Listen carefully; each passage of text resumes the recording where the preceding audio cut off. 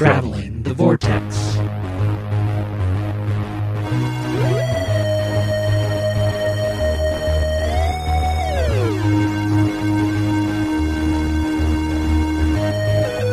We've joined Lethbridge-Stewart as he defends New York and Hell's Kitchen from Yeti in episode number 308.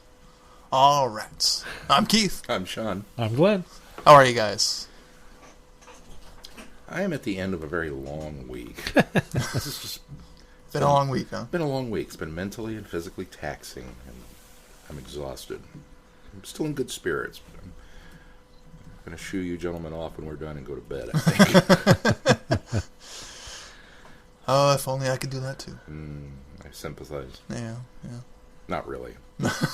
I'm glad it's you and not me. I've gotten used to it at this point. I'm sorry. Yeah, after almost 2 months, or over 2 months, I guess it has been. We're in the home stretch here. Yeah. So they say. So they say. So one We'll of the news see. quits. Yeah. I don't know what happened the last 3 days. I've been on vacation. Yeah, how were your days off? It was good. I got a lot of stuff done around the house, cleaning up. And so Wednesday, I came over to Sean's and recorded a Flicks with Friends. That was a lot of fun. Be looking for that when? Around Christmas? Christmas is the projected start date. So. Your episode will not air on Right. Christmas, obviously. But look for the series starting. Look for the series. I'm excited. That was a lot of fun. Thursday night, we went and saw my dad and my sister. They're in It's a Wonderful Life at TCT. And it was a charming show and just stays beat by beat, line by line with the movie. I was really shocked that it wasn't truncated or anything. It was pretty much in line with the movie, which was pretty interesting. And then we didn't do much else. Holly and I did some Christmas shopping while the kids were at their performances because they closed Dear Santa this weekend.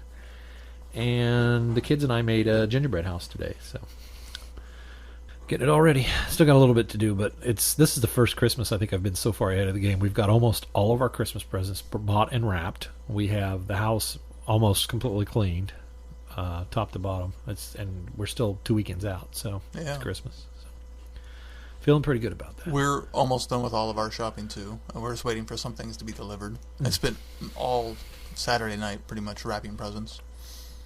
Got them all done though, aside from those that haven't been delivered, and those we haven't bought yet, obviously. Right.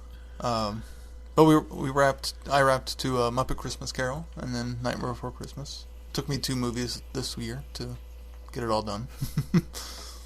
Cody was a big helper, He had to come interrupt me every so often. What are you doing? You got food down here? Well, we're actually in the same boat. There's very little left. I've got I think 4 presents left that I need to just pick up, and I'm done. And everything's wrapped. And we spent yesterday decorating, which, what did we watch? We watched Home Alone 2, we watched The Year Without a Santa Claus, and we watched Funny Farm, which is on my list of suddenly realized, oh my god, that is a Christmas movie. I don't know if I've ever seen Funny Farm. I'll loan it to you if you want. I've watched it now. Okay. It's a funny movie. Sean likes it because it's about a guy who buys a farm so he can be a writer. Hilarity ensues. Not much writing happens. Well, it is a farm. But we watched that and got the snowy village up and the Christmas tree and all the ancillary stuff. Looks great. Yeah, Thanks. It does. Very festive. So Glenn's not mad at me this week. Nope. I like coming into a house decked out for Christmas. There's nothing better. Nothing more warm and inviting. Well, let's move on to news. Our first bit of news is the good folks at Candy Jar have a sale going on for the Lethbridge-Stewart line. You can pre-order Mind of Stone and get the latest and get Blood of Atlantis for only £5. Or you can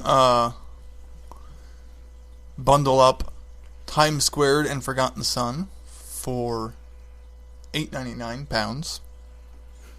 Or Moonblink and Beast of Hang Rock for the same price. There's also Connecting Who and Space Time Machine Monster, which is kind of their Doctor Who related books, but not more the non-fiction aspect of them for the same price. But they're also offering, there's a competition to an original Lethbridge-Stewart art. All you have to do is complete this phrase, "chap with wings," and when you buy any candy jar book, quote comp, and put your answer in, and then you will automatically be entered for a prize drawing. So you go online and you order the books, you type comp, like competition, Yes. comp, chap with wings, and you finish that statement, chap with wings, blank, and then you get entered to win this. And have you seen it? It's gorgeous art. It's a really, really slick-looking piece of Lethbridge-Stewart art. Yeah. Donated, I believe it's from the guy that's doing the current art series. It doesn't look like the book style now. It's something that he's kind of done on his own, but it's nice. It's a good piece of art. It is. And it's got Cybermen in it, so Keith saw it. I like it. And Benton.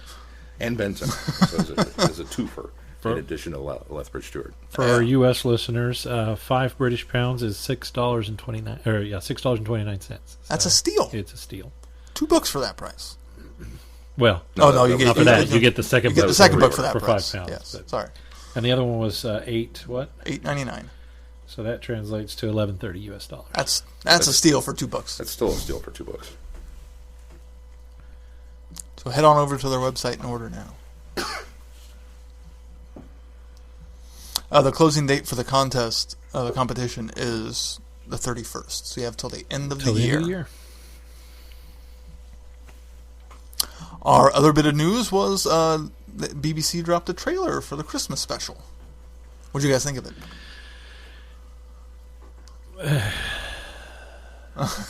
It was a Christmas trailer. I think I said that last year, but it's like, I'm excited. I mean, Doctor Who's coming back after a long year. I'm excited. I don't care if it's superhero related or not. Hey, Doctor Who's coming back. I'm excited for Who to be back and to have a new episode. I'm just having a little trouble getting excited for this Christmas episode for some reason. I'm the same way, and I think it has to do with the superhero aspect of it. I want to reserve judgment for when I see the episode, but it still feels like a retread or a too little too late, or hopping on the bandwagon of superhero television or superhero movies. So I don't know. I'm going to wait and see. I can't get excited because of that. It feels like a retread, and I'm excited as much as you guys are for Doctor Who returning. Let's just put it that way. I think part of mine is maybe a little bit of that, but I don't think as much. More, I just don't know.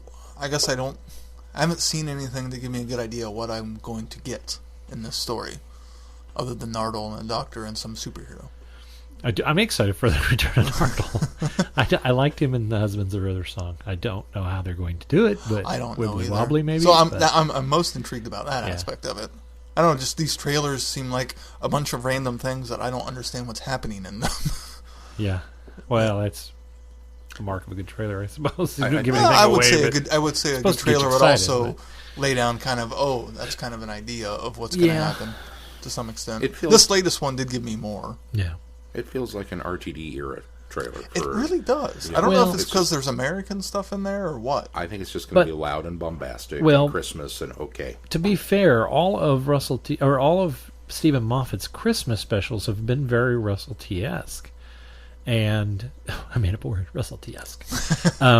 But so I can forgive it for that, because it just seems like it's going to be par for the it's going to be par for the course. So I don't think that's a new thing. Last year, where the Christmas stories kind of exist in their own little continuity almost, that it's Christmas, so therefore all bets are off. Yeah, yes, I don't know. I wouldn't define it as they fit in their own continuity, but maybe their own tone and style. Yeah. Because I mean, as I've said many times, Christmas night in the UK was always the time that you watched Tower Inferno, or big disaster films, or the big epic action films, or things that had a lot going on. And I think Russell T Davies, when he did his Christmas specials, was trying to mirror that style of Christmas Eve viewing with those, and I think Moffat has kind of carried that on. So, see, and I think Moffat almost brought more Christmas to the Christmas specials too.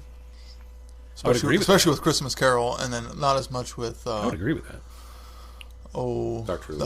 Doctor Who. Well, no, that was very heavy Christmas too. I mean, they went inside a Christmas present into a whole nother world. See, I haven't really considered Dad Moffat's wasn't coming home for Christmas specials for or as RTD-esque as this one seems. I think the least Christmassy one was last year's Husbands of River Song. Yeah. Because even Time of the one Doctor with was Santa set Claus at Christmas. Well, that one's very Christmas. Yeah, very but, Christmassy. Yeah, Time of the Doctor is only real thing is it's snowing and it's in the But town the of town Christmas. is called Christmas. You can name anything. And he's something that invited doesn't make to it Christmas Clara's as Christmas with her dad that and her the beginning her of granny. It does, yes. The snowmen. It gets Come on. overshadowed by. Come on. It gets overshadowed by regeneration. It's, Well, Dr. Mysterio probably will too. nah. At any rate, I'm excited for it. So. 2 weeks out or so. 2 weeks out. Or so. Or so. I haven't done the math. I'm pretty sure we have a firm It is date 2 on this weeks one. from tonight. 2 Sundays. 2 Sundays from tonight. yeah, Yeah, it is I had looked at a tonight. calendar It's to 2 be weeks. sure. It seems like it's further away than that to me. It doesn't. Probably because we have so much stuff done. Probably. We're ready for Christmas, and now we have to sit and wait for 2 weeks. That's true. I don't even know what other Christmas stuff I'm going to watch later. You're this kind of Scroogey, month. so you probably aren't as excited. To me, that's a long wait. I've been much more in the Christmas spirit this year. You have. I've slightly I noticed. was it. actually listening to Christmas music in the car. I won't Look go at that you far guys. yet. Look at you guys. I think Did that's, you- oh! it's rubbing off. I think Did it, you- I, think okay. I bring the Christmas It's spirit not with working I me. just retail. remembered something else I did this week. I discovered that John Denver and the Muppets A Christmas Together had a TV special. Yeah. I did not know that. Oh, yeah. I sought this out and watched it. Oh, you have it? I have Is it at the library or? No. Oh, can I have a copy? Yes. I've seen it, but it's been I'll, many years I'll, ago. I'll let this out just because of the. It's never been released on home video. Yeah. Yeah, so- it's like Star Wars holiday Yeah, special. it's like you that. just kinda have Unfortunately, to- because you have it's to get good. The you have to get the bootleg. Yeah. So if I found it and then I went to go try to find an actual copy because I want to own it and put it on the shelf and can't. You guys should plan on coming over early Christmas, and we'll watch the Star Wars holiday special before we watch Doctor Who before we record. You have a copy of it, don't Yes, you? I do. Yeah, several. So So you still have a VHS player? I think I have it on DVD there's as well. a tape stuck in it now, so I have to. I think I have to get I a think screwdriver I out. think I have a digital copy, a DVD copy, and a VHS copy. Fortunately, I still know how to do that. And anybody listening, You've no, seen it though. don't You've say seen No, it. yeah, you've I've seen the seen holiday it. special. Yeah.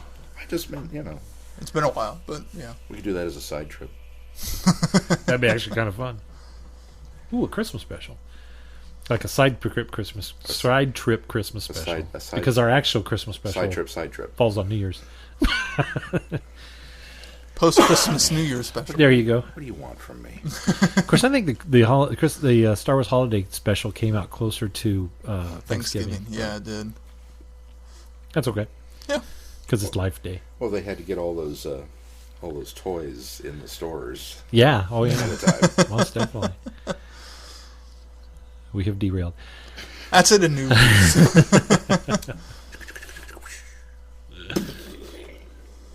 Shall we move on to our reviews? Yes.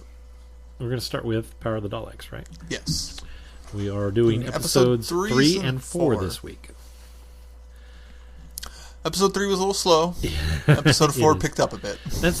I think It's laying groundwork as episode 3. of the two, yeah, then that's basically what you can say for episode 3. Episode 4 gets really exciting, and here's what made me most excited, and this was my favorite episode so far, is because I have watched the recon and I have listened to the linking narrating audio, and there's a good chunk at the end of episode 4 where there's not a lot going on the reconstruction or the audio, even with the narration in there explaining what's going on. And in fact, I think, if I remember right, it's kind of wrapped up and truncated quickly. But the nice thing about episode 4 is they can do that big, whole long piece of seeing the Daleks being assembled on the assembly line, and the shocking the little Dalek that's been bred to life and putting it in the casing, and that was just phenomenal. And then, because we don't, my issue has always been with the humans in this not quite looking right and looking angry and having the really rough lines. And we've talked about how the Daleks look great and everything that's machines and has the sleek lines look terrific in a computer animation. We get a lot of that, and they look terrific. yeah, and a the lot assembly more other line stuff. looks terrific. So I was very excited about this week's episode because it looks stunning, and I actually feel like I got more out of that last. It's probably a 7-minute Oh, yeah, at least. clip. And of course, the story's finally getting somewhere. We're finding out more about the rebels. It feels like it's living up to the hype of the story.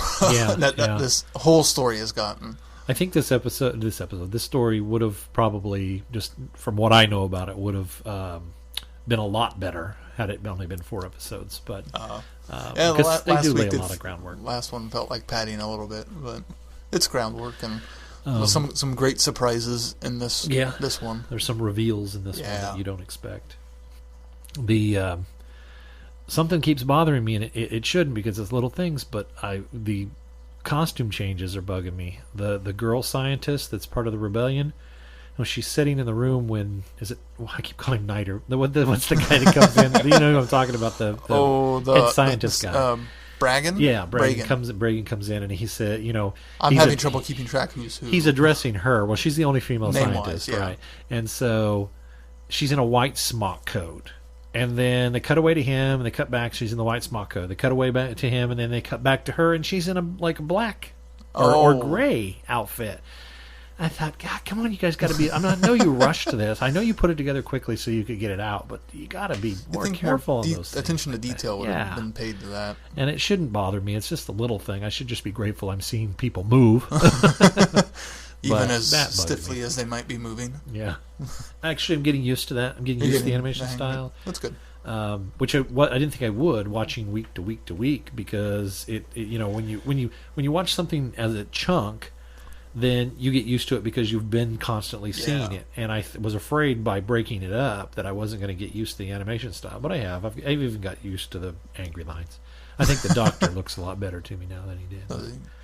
Maybe because he's warming up a little bit too. He's not as aloof as he was. That's true. The characterization is becoming more the Doctor we're familiar with and love dearly.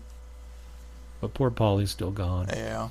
Was she on holiday, or I'm not sure how that worked out. I don't why know she's been missing for 2 episodes. It's possible because they frequently did that. So she got kidnapped at the beginning of the 3rd episode, so we saw her briefly, didn't we? Very briefly. Yeah, and then they find the note, and then it just seems odd that she's gone for so much and for so long. Ben really wants to find her, and the Doctor seems very unconcerned about it. And that's very much in the first part, and then this part it's a bit more so. Yeah.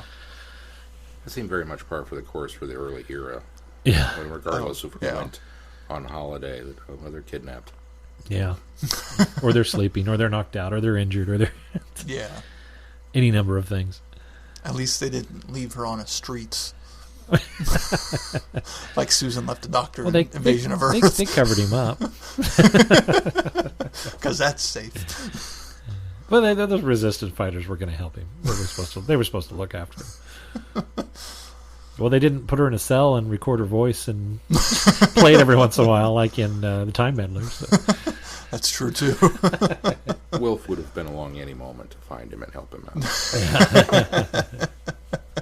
Anyway, it's ramping up, and I think it's getting better. And by saying better, I'm thoroughly enjoying it. I've always liked this story in the forms that I have been able to parse it and enjoy it, but I'm really enjoying the anime. I mean, I'm really enjoying the fact that I get to see the visuals. It's great seeing it. It's a good story.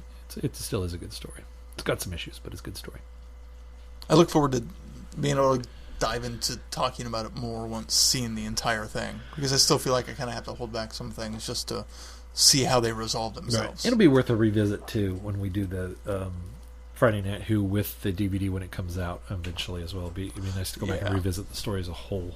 We can review it all together. So whet your appetite any more than maybe normal for the next. What are you going to animate next? Most definitely. Most definitely. It seems like every time I see an animation, no matter how good or how bad it's done, it whets my appetite for wanting more things animated. Especially a lot of things that I've only been able to see in recons, because I may be in a little different boat because I've seen a good majority of the recons now, and now long even more to see what it would look like with the actors moving or the characters moving.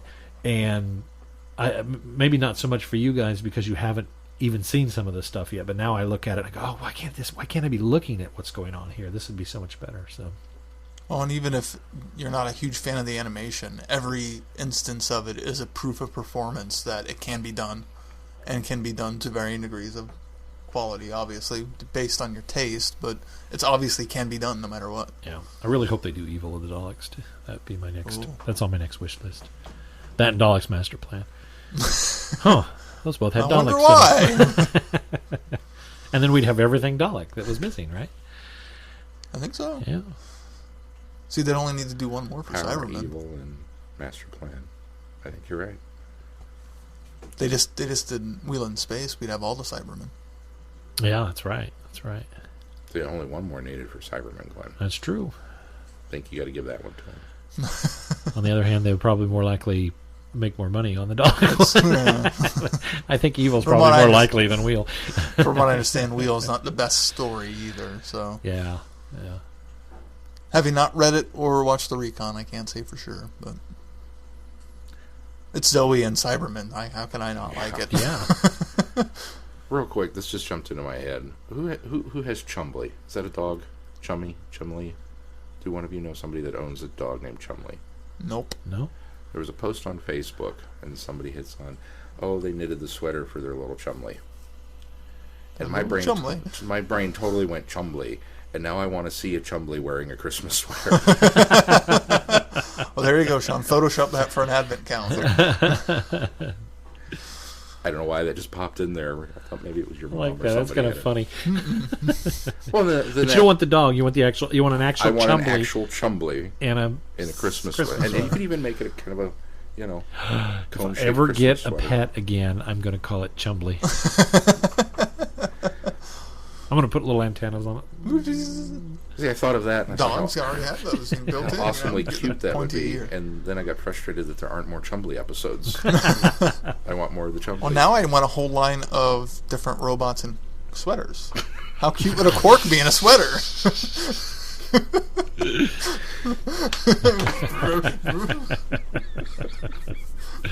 It'd also be a great thing to capture them in. It makes me think of the meme with the Dalek that has a Christmas tree and it's going, decorate, Oh, yes. decorate. And then there's the Yeti. Oh, they're already wearing sweaters. See? But how great would it be to see a Yeti with a sweater on over the fur? You could see it just tighten, or like, and then the fur kind of poofing out over the neckline. I can totally imagine it. Just kind of splaying out. I'm kind of regretting starting this now. Chameleon in a sweater. See, there's a whole line, Sean. It's got to be an ugly Christmas sweater, too. Oh, yeah. Canine in a sweater. They do make dog sweaters, I'm just saying. All right, move along. And that's our review of episodes 3 and 4 of Power of the Dalek. Let's move on to our next one. Times Squared next. Yes? Yes. Yes. When Brigadier Lethbridge-Stewart and his fiancée Sally Wright and nephew Owen... Is it Owen or Owain? Owain? Owain. In my head, I It's- pronounce it Owain. Yeah, it's spelled Owain, so... I'm sure Andy will correct us. Owain Vine embark on a much-needed holiday in New York City. The last thing they expect to find is a puzzling mystery involving coma patients, a stranger from a distant land, and a dark menace lurking beneath the bowels of the city's labyrinth subway system. Before long, they're battling an ancient evil, pursuing a deadly campaign of terror that could bring Manhattan under its control and the world to its knees. Bum, bum, bum. Yeah, it was enjoyable. Sean said he reads it as Owain. I read it as Owen, even though it's it's spelled I pronounce it in Owain, my head but I Owen. pronounce it in my head. Owen And as I'm well. sure it's probably just a weird trick of the accent. That Yeah. it probably is Owen. Yeah. But just... Very excited to have Owen back in a very big role in this as well. Yeah, very big role. Overall, I think the book is quite an enjoyable read, and I think that I don't know about you guys, but there wasn't a break in the action. It seemed like there was always something going on from the time they get to New York Well, to and the if end of the it book. wasn't action, it was plot development. Yeah, there was just something going on every time, and somebody was in peril or something was happening. It was just it What's great, and one of the things I really, really liked about it was it didn't dawn on me till near the end. that this all takes place in a night. Yeah. That's done really well too. Yeah. It really dawned on me before dawn broke in the book. By the way, it drives the point home though when Adrian is talking about how she's tired and ready to find a bed, and Sally was lucky enough to go find a bed and curl up, and you think, wow, that makes for a long night. Yeah. The doctor that had been on shift for 10 hours, and I mean, it really 10 drives hours home beyond there. his normal 8-hour that's shift. Right, beyond his 8-hour shift. Yeah, he did a really good job with that at the end of the book. Yep. But it was even before that I realized, wow, this is all taking place in a night. Yeah. At least their entire holiday isn't ruined. They can go and do other stuff now if they can find the energy. Which I couldn't remember once I got to the end how long they were supposed to be in New York. I don't remember. I don't remember them saying either. Because he says some holiday, huh? And I thought, well, if you're going to be there like a week, at least get all this out of the way in a day, and you've still got 6 more days presumably to. I got the impression it was like a 5 or 6 day holiday at least. So. Sure, let's go tour New York. Oh, well, the subways are down, so the already taxed transportation grid is now doubly so with people trying to get to work, and you're going to have to step over the piles of the dead rats and the flooding. Just go uptown. Yeah, just get out of Hell's Kitchen. Yeah, pretty much. Midtown. I think you're right. It started, and it was just kind of that. I don't want to call it a slow boil because it was building and it moved at a really good pace. But only the first few chapters. But only the first few chapters, and then pretty much about the time that Lethbridge-Stewart confirms there's something going on weird with these coma patients. That's when everything starts to kick into high gear, and it doesn't take its foot off the accelerator until the end of the book. Yeah, it really I think doesn't. it's when the crater that carries the shipping crates runs into the dock, or it wasn't even a dock, it was like a levee or something. It runs into that. From that point on, it never slows down. It just keeps going. Things keep happening. Which I think is like chapter 3. So. That being said, that's one of those points in the book that it was enjoyable to read, but I don't quite understand the purpose of that. That's how the Yeti obviously got to Manhattan, the group of Yeti, but they never explained where they were coming from, where they had embarked from, and why they ended up at that point, other than the fact that what's the guy's name, the Tibetan guy, somebody doesn't have a book open. I'm bad with Jimbawa.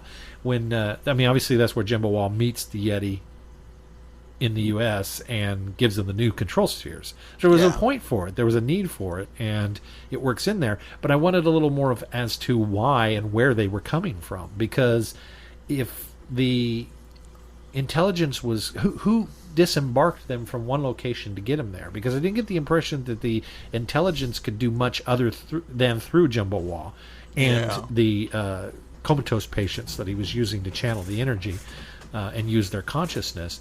But so I kind of wanted more of that. Where did that come from? Why? And why did we crash into that levee there? Was that a weak point? Is that what allowed them to get into the subway system?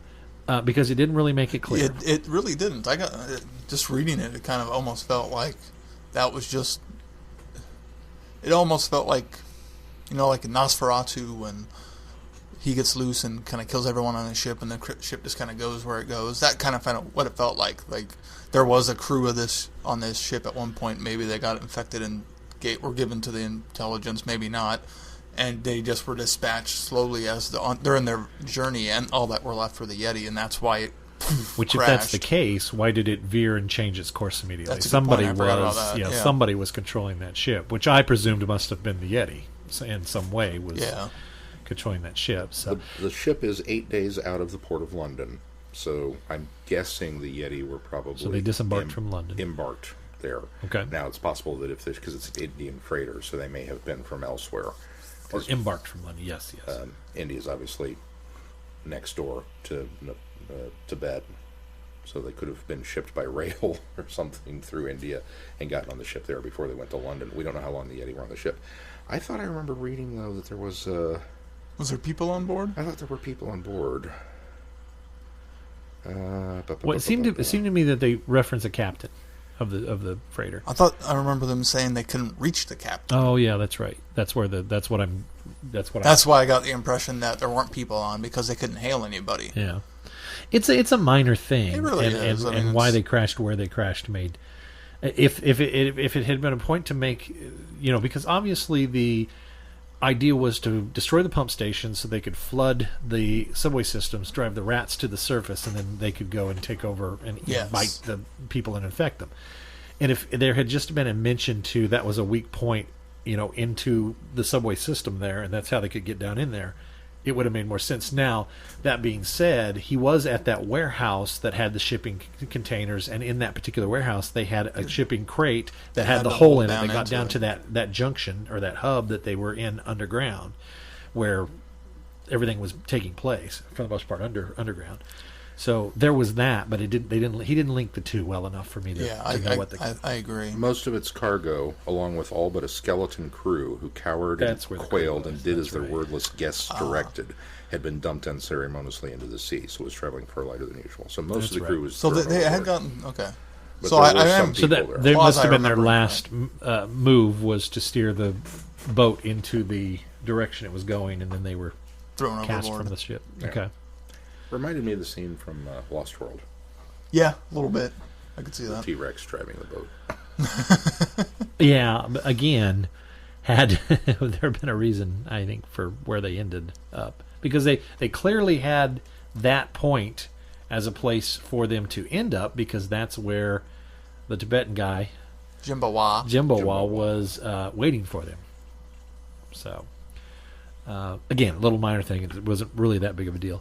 Something else that bothered me about it was how Owen and Adrian Kramer, which I love Adrian Kramer. I read Vampire Science, and I was so excited for this book because I wanted to know more about her, and I love how this is in her past and before she's really kind of head of unit in the States. But how did Owen and Adrian know that Lethbridge-Stewart had survived down there? Because Owen ran. We're talking about when the SWAT team goes in there and the three Yeti they ambush the team of police officers and attack him, and Owen ends up running, and Lethbridge-Stewart goes in with the gun as backup. And when they come out of there, Lethbridge-Stewart never surfaces. You never hear the rats come out, and it bothered me that Owen and Adrian just assumed that Lethbridge-Stewart was okay.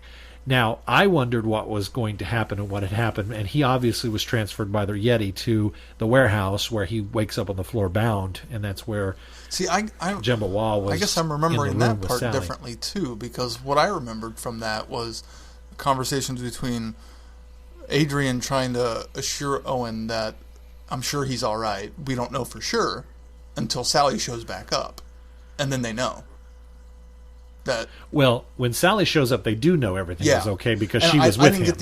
I got the impression that they didn't know what happened to him, but they didn't necessarily think he had died. Okay, yeah, all right. Like they thought he might have died, but thought he might have survived too. Like, I'll give they it didn't that. know for sure. I guess my problem with that, because I do remember Adrian reassuring Owen that he was okay. But there was no reason to think. It felt like a more, I'm just going to say this to make you feel better. That's the impression I got from it, right. too. So my problem with that is, why is there from that point no concern from either character until they meet back up with Sally and find out that he's okay? That was my problem. It just seemed like there was no remorse there that possibly he had died. They just took it at face value that he was going to be okay, and I think I had a little problem with that. But they were a little busy. Well, they were busy. As we said, the action didn't stop. Again, just a little thing that didn't connect enough for me to give me some satisfaction there. The thing that didn't really connect well for me, since we're focusing on these things now, before we delve into what we loved, was the fact Owen's victory did not feel earned enough to me. It didn't feel like he had gone through enough of a growth through the book to earn that victory against intelligence. Like, he didn't grow enough as a character in his abilities, in his abilities to defeat the intelligence the way he did. Well, and most of it was bestowed upon him by Gemma. Okay, there's some of that, but because I got the impression that when the brig and Jimawa are being overrun by rats. And Jimma is convinced that Owen's in trouble, and he's about to be zapped by the intelligence. And the brig says, "You got to help him." He says, "I can, but it'll cost us our lives." So then that's why the magic force field begins to deteriorate, because I think it's because he's transferring the power over to Owen. And so that was probably the boost. Now Owen was still in control of it, and that was the growth part of it, is that he seized control of it and actually did something with it, as opposed to this accidental.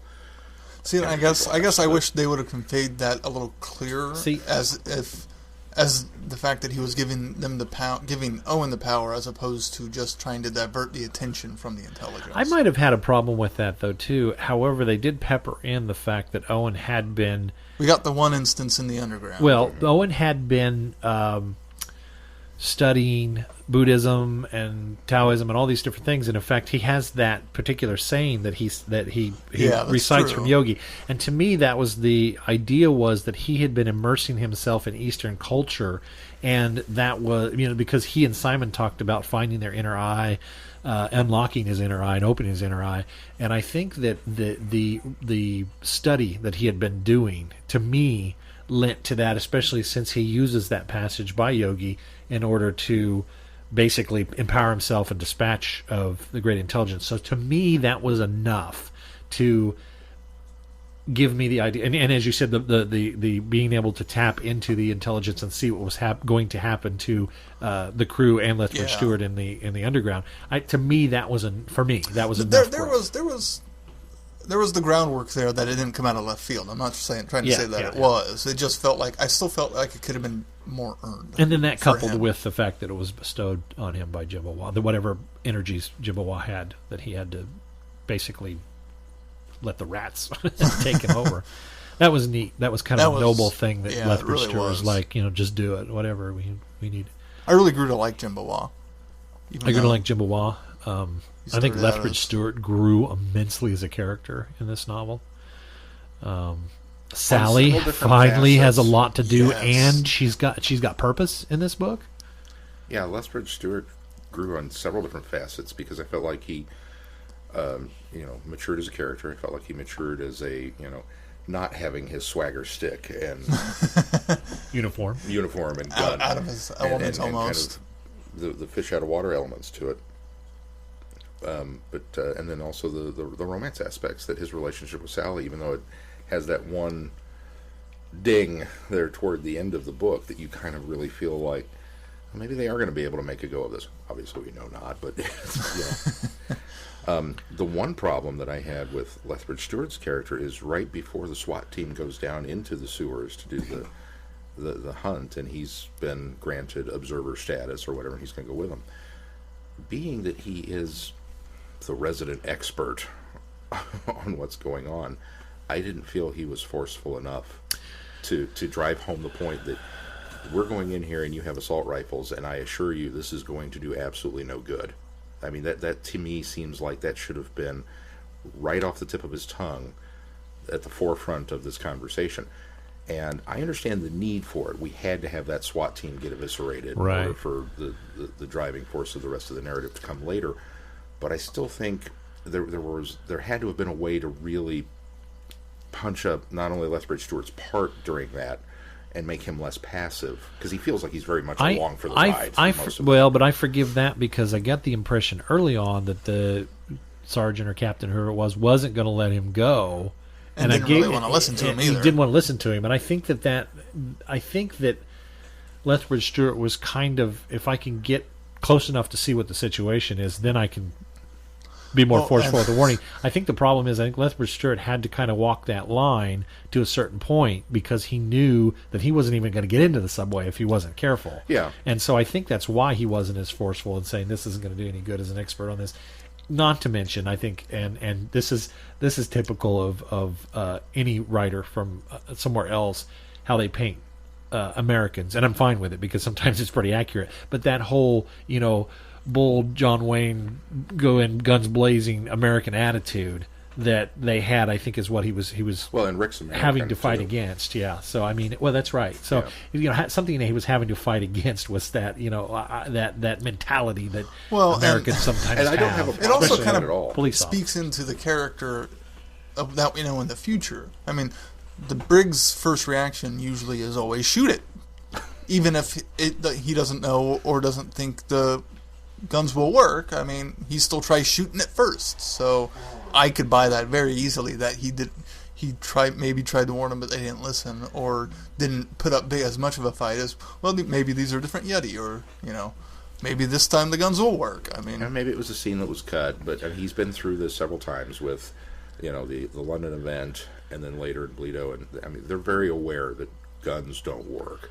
We pretty much have to use a bazooka or a grenade. Well, and you can't even use the extent that he's not quite sure yet that it's Yeti, because Owen had the incident on the train, and he has no reason not to believe him. Owen. Yeah. So you can't use that as well. It just, and I don't mind that the what was it, Kressel was the gung-ho, we're going to show the English how we do things in New York. I don't mind that at all.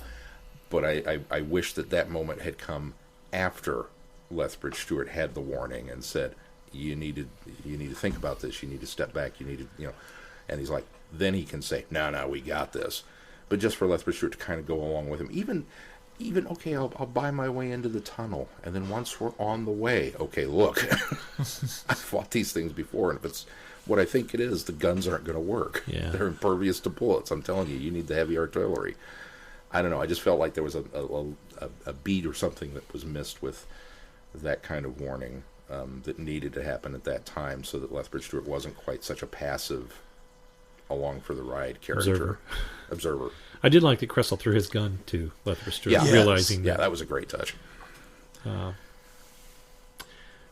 the rats. What did you guys think of the changes to the Yetis? Oh, that was cool. The fact I really that liked they it. were just I thought the shells. failsafe was a bit of I don't want to say a cheat, but kind of a easy mechanism to get us out of this situation.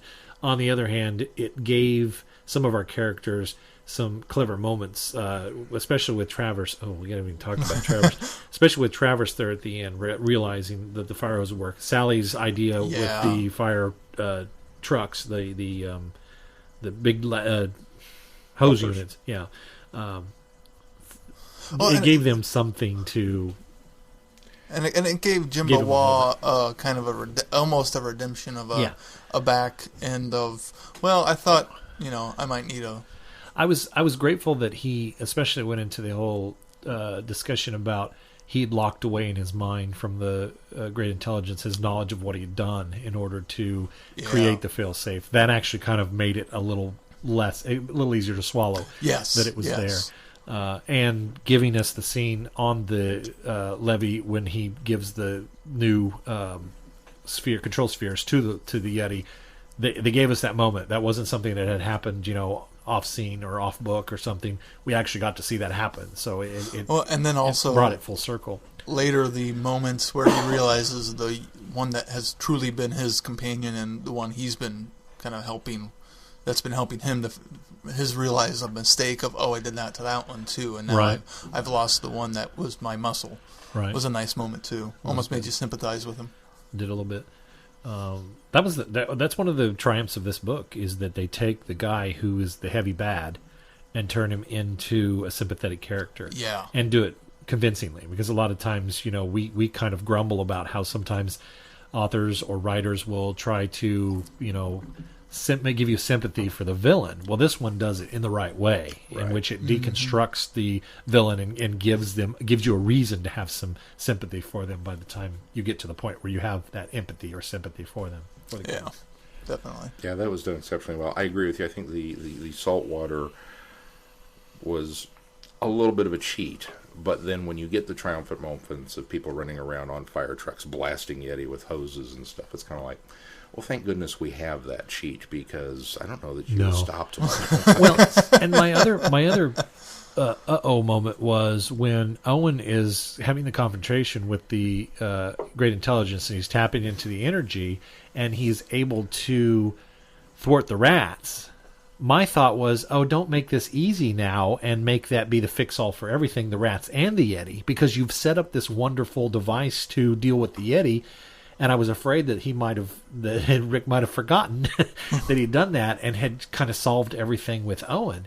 And so to have the Yeti still being active, that worked because it gave Travers his moment. It gave Anne and the firefighters their moment. And so that worked out really well.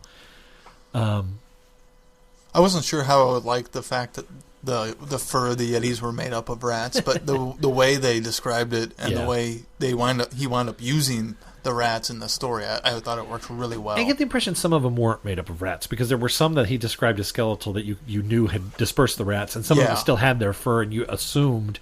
In fact, that was the interesting thing is he gave character to all of the different Yetis by describing. Well, he even gave one of them a name. Yeah, well, the one had the name, and he had white fur. Yeah. They had ones that were described as having gray fur. There was another one described as having brown and gray fur, or brown and lighter brown fur. I mean, so he really gave different character to the Yetis, which is something we've never really gotten in any of the Doctor Who stories that we've had, is the different characterizations of Yetis, and I thought that was kind of cool. And the use of the Yetis, too, of their form itself, the fact that some of them were able to go down on all fours and be almost bear-like, and I really like that aspect of it.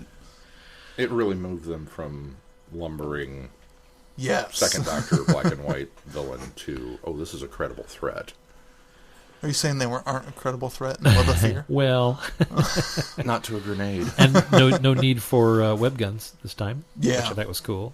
Which was a nice change. I felt this story, as much as it's a sequel to Web of Fear, it almost feels more a sequel to Abominable Snowman. That was what I was going to bring up as well. It's an interesting fact that it does serve twofold. It serves as a sequel to both. Directly, both stories, which I thought was really cleverly done.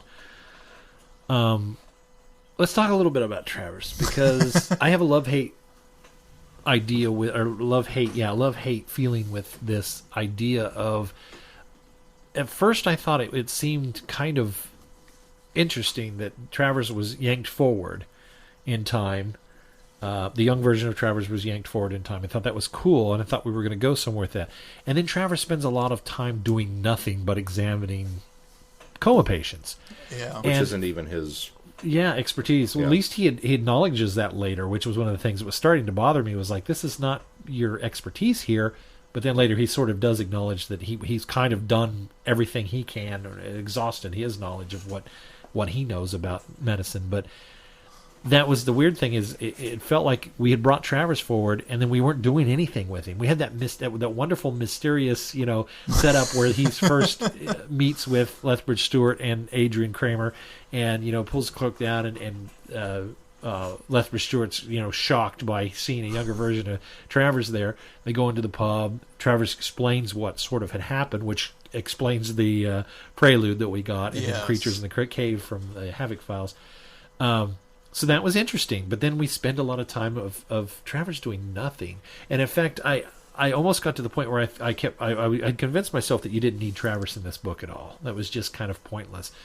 Until he's there with Owen and he finally gets something to do. And then I was like, okay, this works because it gives another character to pair up with Owen here. And then when he does he shows up with the fire hose and blasts the Yeti with the fire hose, I went, okay, I'm glad they brought him forward. So I was so back and forth on Travers because I felt like he was being underused for a long time. There were large chunks of it that I forgot he was in it. Yeah. Because we spent so much time away from him.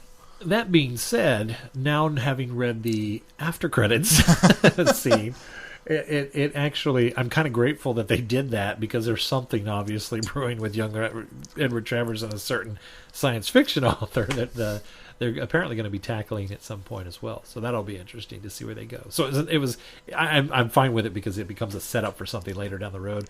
But I'm still back and forth onto whether young Travers was even really necessary. Now, that being said, it also lends to the fact that Jembawa was pulled through because the intelligence sent him through. Yeah. And it seems like Travers was an unintentional side effect of that. Yeah. So which, that, although, again, works. If he's with a certain science fiction author now, isn't that the wrong time period? Yeah, there he looked up. When he woke up, he saw a man that looked like he was dressed in Victorian garb. Yeah, see. So I think he's now back in another wrong time period. He didn't get put with even earlier wrong time period. Yeah. Which I think is kind of interesting.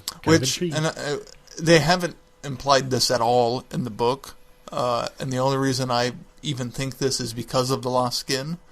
I wonder if they're trying to set up the fact that all this time traveling is what causes his dementia when he's older. I sort of wondered about that as well. Because when they first revealed the young Travers and that he was pulled forward, I thought, oh, maybe this is like a Splinter thing. Yeah. And that he doesn't actually get to go back. Right. It's just a Splinter, different version of him. But it's clearly within the same timeline, and he will end up back. Yeah. So now, but the fact London. that they sent him back at the end of the book.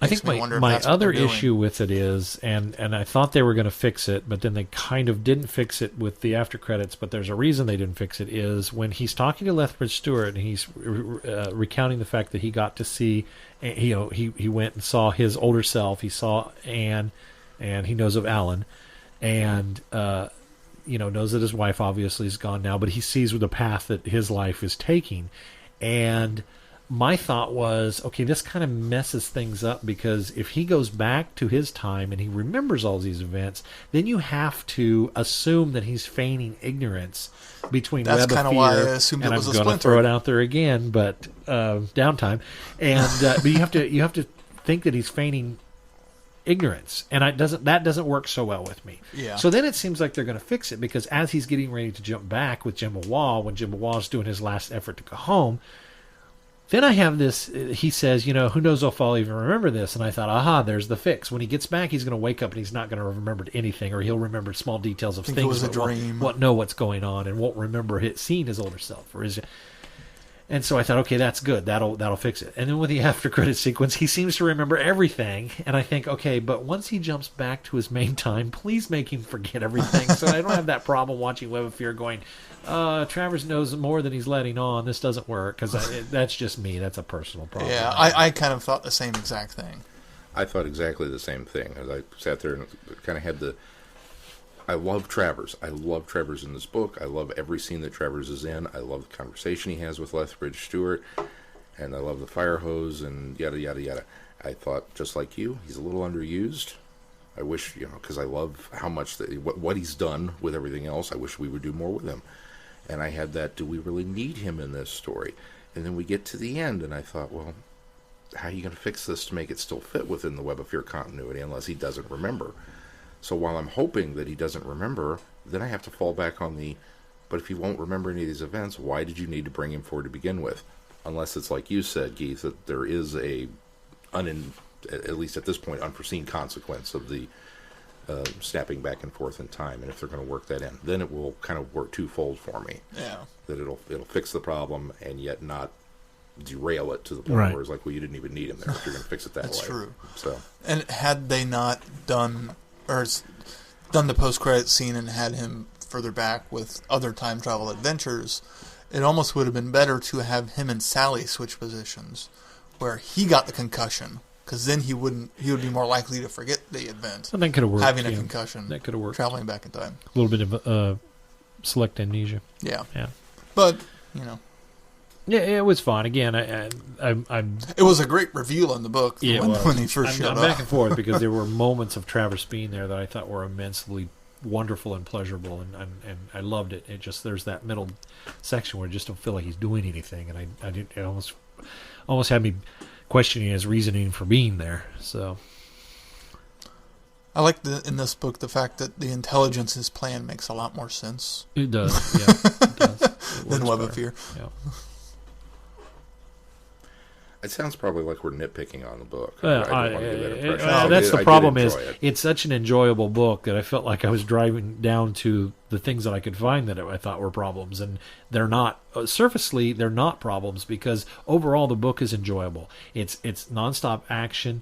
It is. All the there are a characters lot of times that even though I know Lethbridge-Stewart's going to make it, I'm still on the edge of my chair going, "Oh my gosh, he could actually be in peril here. He could actually die." I mean, he does a really good job of writing Lethbridge-Stewart into situations you have no idea, no way of knowing how he's going to get out of them. Same thing with Owen. Same thing with Travers to a point.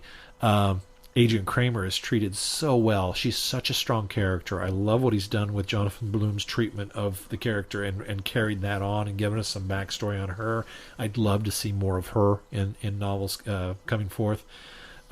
Sally, again, I think I said this earlier, but she's given a lot to do finally, and I think that the character is treated with respect, and we finally get some great Sally moments. I was worried too because initially it starts and okay, we've got Sally and she's here and she's going to be boots on the ground and this is going to be great. And then she gets a headache. Yeah, and they ship her back to the hotel. Yeah, and then she's drying her hair, and I was kind of like, "Oh man, here we go." And then and she's missing the phone call. kidnapped. And it's like, oh, seriously? But then, the last half of the book, Well, she just really her gets- conversation, her resolve to not show him weakness, to show that, she's resolved to stop crying. She's done with that, being very, steel-faced with him. And when they're having the conversations, and even after Lethbridge-Stewart shows up, aiding him in the conversation with him, although still concerned that, especially after he strikes Lethbridge-Stewart, then she's quite concerned at that point because he's been hurt. But, she just, I really...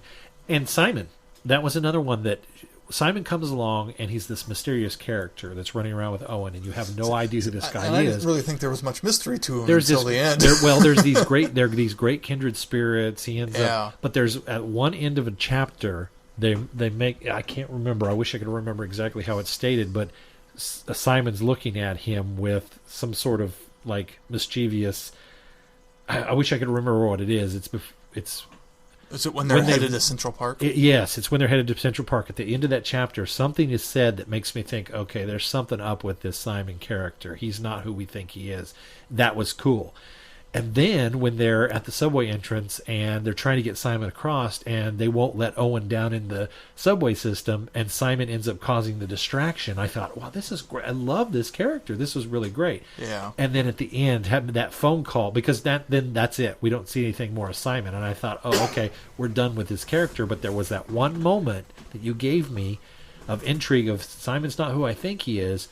And then that pays off at the end when he's making the phone call and he's told to keep an eye on Owen. I thought that, okay, there we go. That has laid the groundwork for something. see, I took that the mysterious look or whatever exchange was happening between them. I took almost as more of a romantic interest that I thought so. See, I kind of had that feel while reading that also. I didn't get anything nefarious about it. No, just that, But then the end I'd have to find the really spot, knocked me 'cause I thought- for a loop. That was like, oh wait. I mean, like I had almost forgotten that was because I really liked Simon as a character. I thought he was great. I thought it was interesting. I thought he and Owen made a great pair and a fun team. And then he goes down in the melee outside the subway, causing his distraction, and we never hear from him again. And it's kind of, well, what happened? We do get some nice concern from Owen even later on. Yeah, I hope he's wondering okay. what happened to Yeah. him, hoping he's okay. He's probably in lockups somewhere. But they never, they never get back together. They never reconnect over that. And he's just, he didn't even get the, thrown out of jail at the end of the night kind of thing. But then you get that postscript thing. I was like, oh, okay, something is much more nefarious about this. Yeah. So, yeah, I was very pleased with that as well. I thought he did a really good job capturing the feel of New York City, Yeah. especially in the 60s. I totally bought that that's where this is set. It had a good New York flavor. Oh, here it is. Okay. Walking beside him, putting his cigs and lighter back in his jacket pocket, Simon watched the Cornish youth closely for a moment, knowing Owen was too engrossed in the skyline to see the flash of cold calculation in his eyes. Oh, that one. Yeah. I forgot about that. Because forgot I about that thought one, the too. same thing about the relationship between the two. I wondered if there was more than just a plutonic relationship developing there, which I was fine with. I thought that was kind of cool. It was that line that made me suspicious of Simon. Okay, well, this guy isn't who we think he is. That cold calculation in his eyes. Yeah.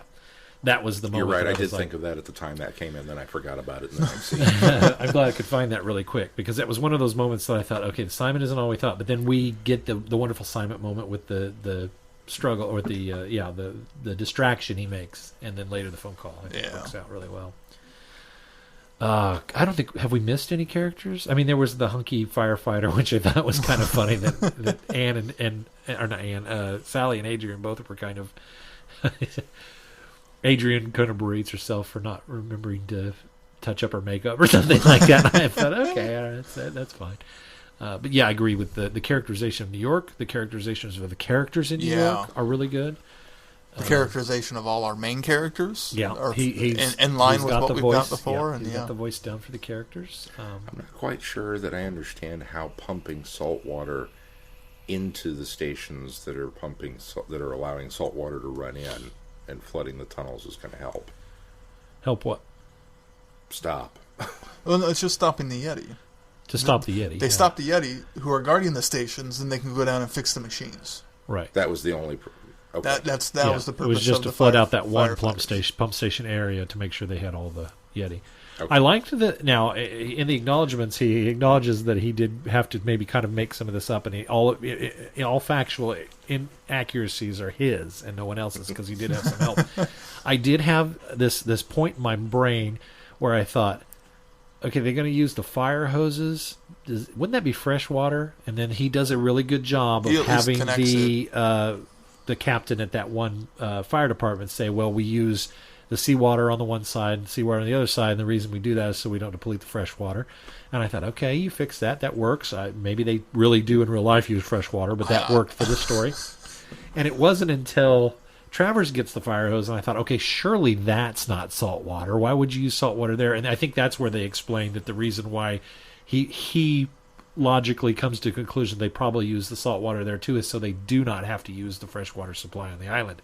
And I thought, okay, you did a nice job of giving me an explanation for something I thought surely they don't use salt water. That's one thing this book did more than anything else I've ever seen set in New York, is really drive home the island aspect of New York City.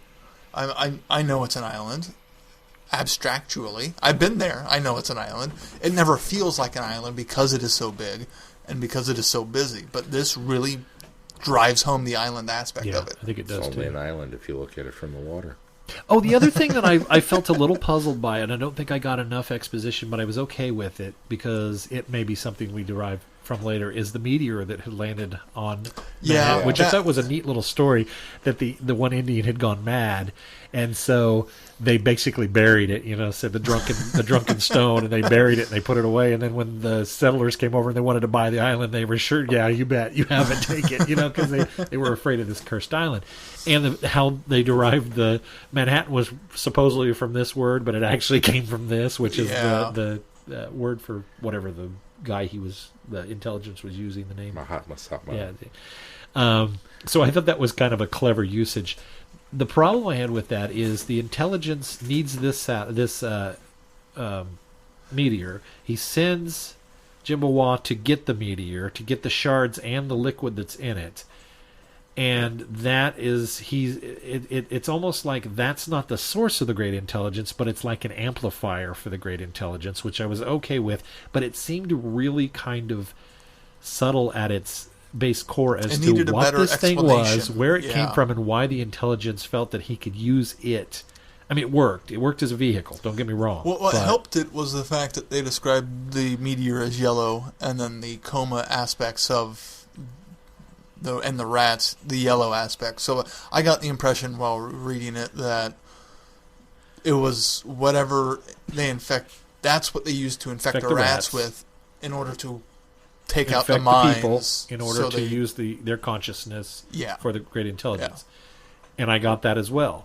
But it seems like it was a vehicle as opposed to a plot point. Does that make sense? And I don't feel like the plot point was solid enough. Yeah, okay. The vehicle works. It works great. And I hope that the meteorite and where it's from is maybe addressed later. It doesn't maybe necessarily have to be, but I hope it's addressed later, and that would kind of fix it as a plot point for me. But yeah, right now it just felt like a vehicle. I would agree. It did feel like, well, we need a reason why these rats can do this. Okay, well, this is what it is. Obviously, the great intelligence was using whatever energy this meteorite had to channel himself. And in order to do that, he had to spread that across the different minds. And the way he did it, the way they did it. The rats, we haven't even talked that much about the rats. I was just genuinely creeped out every time we talked about swarms of rats. What a great idea, and written so well that I was so visually described. Oh, especially when they're attacking the phone booth with Lethbridge-Stewart in it. Oh, man, that was just... ugh. The rat scenes were very Stephen King-esque, almost in there. I mean, this is so there's a flood, and everything comes up out of out of the subways and out of the sewers, and the rats come with it. And it's like, yeah, that's a movie idea right there. Do that. Push the rats to the surface. Yeah, I find rats to be fairly, I think most people do, uncomfortable. Yeah. It's not one of my top, it's not spiders, but it's, Yeah. they're up there.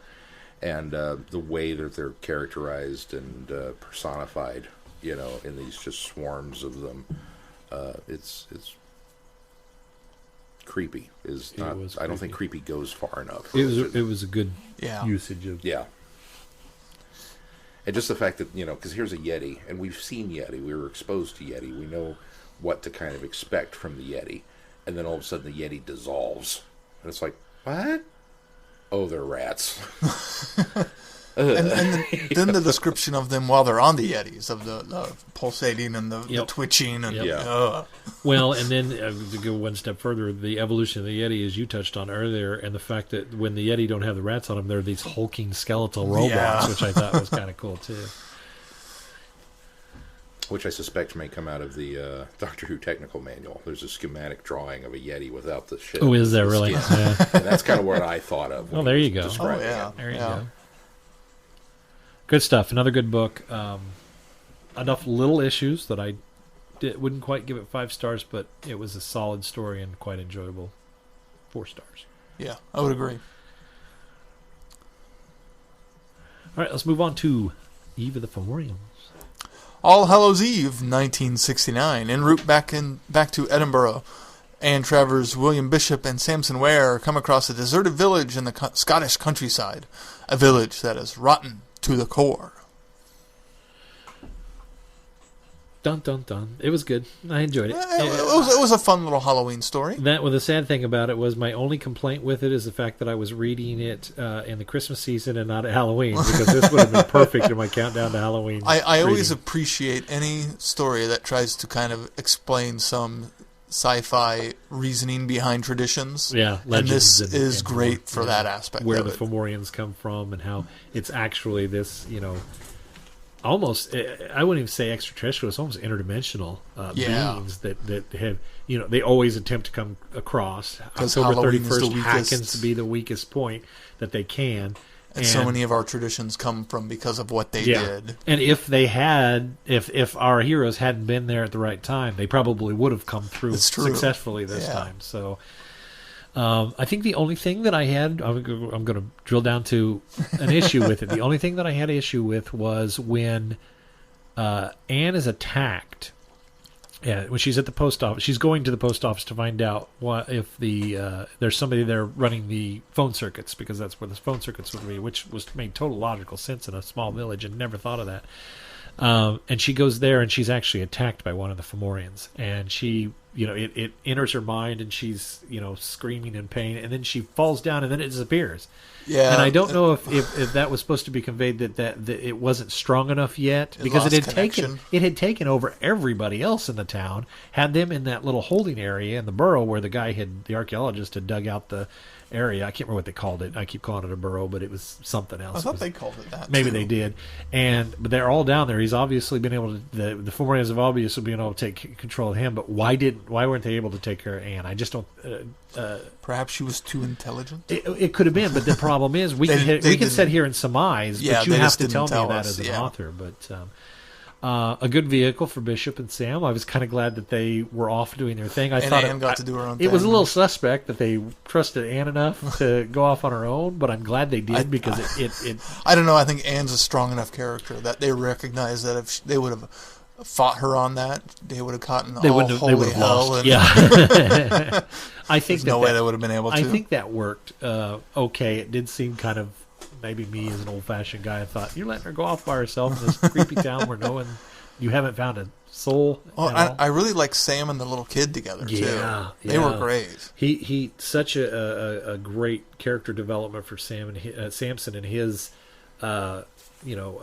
relation to children, and how he connects with this kid, protects him and comforts him and makes him feel better. And carried him around. It was kind of sad when they take him down the burrow and he recognizes his parents down there, though. Oh, yeah. And that's your emotional connection you needed, too. Yeah. So. And then Sanson reassures him, at that point as well. So that worked really cool. And I like the idea that they got their accidental strength this time because of the archaeologist came across the little helmet thing. Yeah, if he'd have just left it alone. Oh, yeah. And the toll it took on him, too, was not pretty always impressive. the way. Yeah, well, exactly. Yeah. But a genuinely creepy story all the way through. It kind of had a feel of that 5th Doctor story we read, where they show up in this village. Was it part of the 50th anniversary line? That sounds sort of familiar. Where it was mostly from the kids' perspectives. Oh, that's right. Yeah, So it was a 5th Doctor. Yeah, it kind of had that feel to it, but done right. Yeah, absolutely. Yeah, absolutely. I had none of the issues I had with it, with this story that I had with that one. Absolutely, no, it really does. Echoes of that, yeah. Because it's just the fact that they show up at this village and it's empty is just so creepy and unsettling to begin with. It's great setting. The moment where Anne goes into that house and she smells the oil burning on the stove, and she actually turns it off because she had that friend of hers whose house burned down because the oil had caught fire, and it was a moment for herself where she felt good for herself that she was able to do something. And I also like the fact that they were able to kind of help defeat the Fomorians with sonic abilities. Yeah. That was primitive nice sonic touch. abilities. Nice little touch. Yeah. Oh, that whole showdown there at the end with Bishop and the rifle and then trying to gain control, and that was wow, that was amazing. Paul Cook did a good job. Yeah, Paul Cook. That was the author. That was the author. Yeah. Good stuff. Again, my biggest complaint was the fact that I was reading at Christmas and not at Halloween, but that's our fault. That's a personal problem. That's nobody else's fault. That's our own for holding off on it because of its placement. I think it works well. That being said, you don't did read have it before. To. Yeah, you don't have to read it in the order that it is. You just have to know in your mind that it's set post. And more than anything, it's not so. It's more you need to know that it's post Lost Skin. Yes. Not so much post Times Squared, right? Because it is these characters, and we don't have a resolution to Lost Skin, so I don't want to wait a whole year to read that one. to Lost Skin yet, so I guess we'll just have to keep waiting on that one. And I guess we didn't talk about the conversation from the other side either. Oh, that's right. In Times Square, well, that was Lost Skin that conversation took place. But we got Times Squared. Yeah, we got. Sally's perspective on the whole conversation. We got the flip side of that conversation, which was really interesting as well. I always like when books do that. Anything else on Eve that we want to talk about? I don't think so. Sean enjoyed it, so I did. All right. What do we got coming up on the schedule, Sean? Oh, coming up next on the schedule. Where are we? Friday Night Who this week. Revenge of the Cybermen. Yay! Cybermen. And then next week we're going to do the 4th Doctor miniseries from Titan Comics on the show. And the Supremacy of the Cybermen miniseries from Titan Comics. And the schedule is posted. It says we're going to talk about Power of the Dogs 5. We are not going to talk about Power of the Dogs 5. We're going to hold on to that. We'll do 5 and 6 together.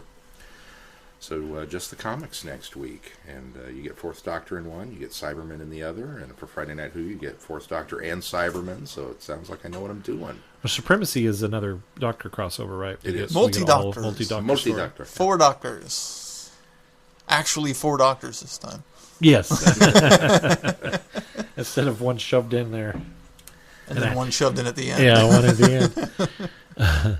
The following week is obviously Christmas, so for Friday Night Who, we're doing The Husbands of River Song, and then we'll come in fresh off of the episode with our look at the return of Dr. Mysterio, and then the following week we will have what we just listed as our very Vortex Christmas special, but we've decided we are going to do the 12 Doctors of Christmas. It's called 12 Doctors of Christmas. Doctor Who, 12 Doctors of Christmas.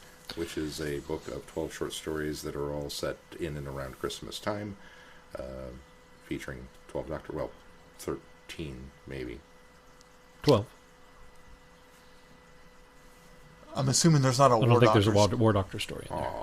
Aw. I don't think the War Doctor Yeah. took time to celebrate No, Christmas. probably Sean. not. No, but that would have been a great story, like in the middle of a Dalek battle or something. He gets down It's and... been done. Dalek Invasion Earth.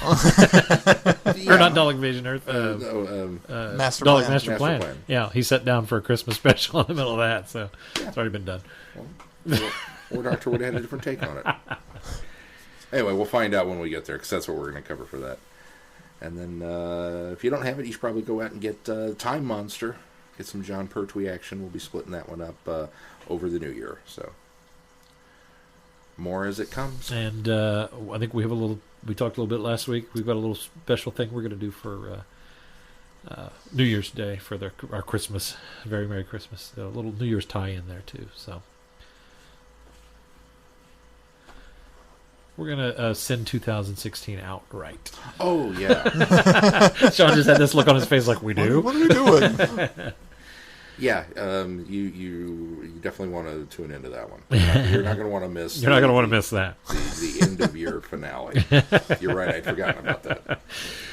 All right. No, I'm excited for 2 weeks from now. Even more so. 3 weeks from now, even more so. If you've enjoyed this podcast and you like what you hear here, please consider supporting us on Patreon. You can find that link on travelingthevortex.com. On the side rail, you can click on the little Patreon button. It'll take you to a page where you can support us by making a one-time donation or a recurring monthly donation. For those of you that are supporting us, we thank you very much. All of that money goes right back into this. Those contributions have crept up a lot, or a little by little recently. And again, everybody that's increased their donations, that helps tremendously, because it does cost money to do this podcast, and the fewer dollars that come out of our pocket, the better, because then we can put all of that money back into this podcast and continue to do bigger and greater things for you as the listener. So thank you very much. Still think we've got a pledge drive on the horizon, but I'm still trying to formulate with Sean how we're going to do that. Also, if you've got Christmas shopping that you have yet to complete, and you're going to do any of that through Amazon, well, head over to our site first and click the Amazon link from there, and it'll take you right to them. Or ThinkGeek. Or even ThinkGeek, or Entertainment Forbidden Earth. Planet, or 10th Planet. No, Forbidden Planet. Forbidden Planet. Yeah, It's Forbidden not Planet. Entertainment Earth. It's Forbidden It is. Planet. It's both. We do. Oh, we have both? We have a link Oh, to Entertainment or Earth there- on there. Or if you want to buy something that's traveling the Vortex merchandise, you can use our Spreadshirt store as well. You can click a link through there. So You said it right this week. I did. I did. I'm proud of myself. We needed to give you some time off from it. That's right. And of course, you can also send us feedback on our website. Click the Send Feedback tab, or you can send it to feedback@travelingthevortex.com. You can also find us on social media and reach out to us there. All right. Anything else we need to talk about this week? No, this is obviously the book club of the book. I can't say this. Traveling the Vortex Book of the Month. Book Club Book of the Month. I can't even say it. This is the selection. I got for the Traveling Spreadshirt out Vortex. right this week. Give me a break. This is the selection for this month for the Traveling the Vortex Book Club on Goodreads. Right. There you Yes. I had to rearrange them. So we'll put a spoiler flag at the beginning, which we probably should have mentioned ahead of time. go. Well, I should hope you knew what we were talking If you about this didn't, week. you so. know. But obviously, go there and you can comment on. I mean, you can send us your feedback. We'll happily read it out next week or the week after.